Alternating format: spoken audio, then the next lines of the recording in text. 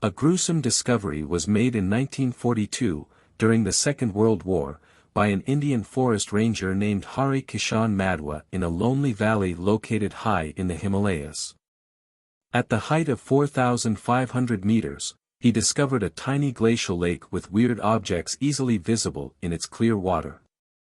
As he approached the water, he found a large number of human skeletons in the lake.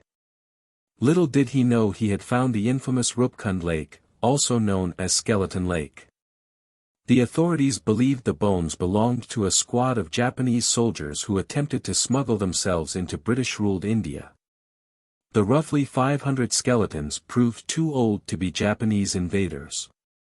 Many explanations have been proposed to account for the bones' mysterious origin in the decades since their discovery. Some have stated the bones belonged to an ancient Indian army returning across the mountains from battle. Others have asserted that the deaths were caused by an outbreak. Another cause is a severe hailstorm. The story of a disrespectful party of pilgrims visiting the nearby Hindu shrine of the mountain goddess Nanda Devi is told in a well-known local folk song.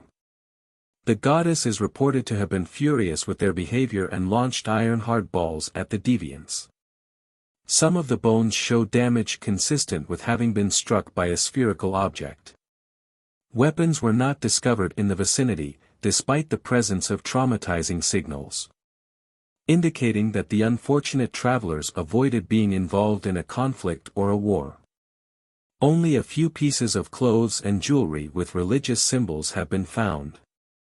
In addition, the skeletons were a mixture of healthy men, women, and children, indicating that conflict and an epidemic were implausible.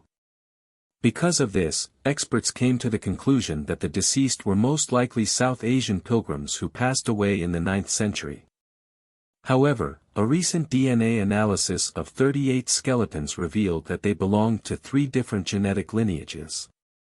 1 had Southeast Asian heritage, 23 had lineage related to people from modern-day India, and most startlingly, 14 had ancestry from the eastern Mediterranean. This could be explained by the fact that the region was home to an Indo-Greek kingdom between the 1st and 2nd centuries BC. Carbon dating, however, determined that none of the bones were from this time.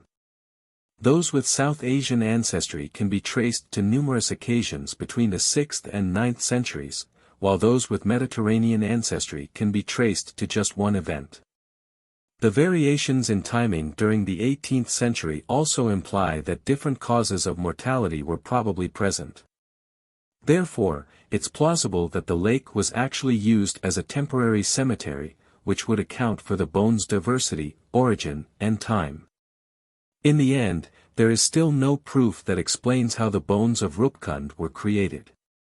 Every year, as spring approaches, the frozen lake thaws once more, revealing the bones but concealing their origin. The Himalayan riddle still eludes us for the time being, and we have yet to determine when or if Skeleton Lake's mysteries will ever be revealed.